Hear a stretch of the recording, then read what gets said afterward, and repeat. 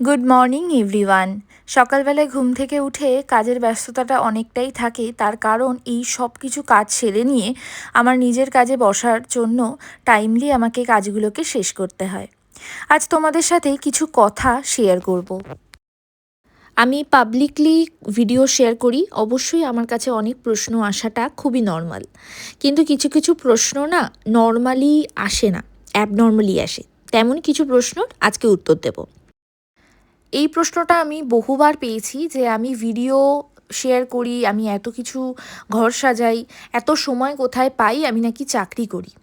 চাকরি করে এত সময় কি পাওয়া যায়? হ্যাঁ, পাওয়া যায়।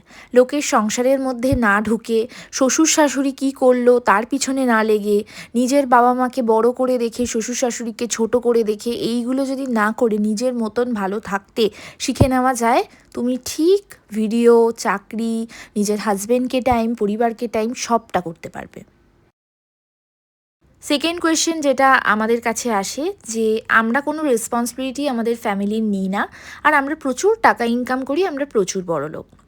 বড়লোকের সীমাটা কোথায় শেষ বা কোথা থেকে শুরু আমার ঠিক জানা নেই।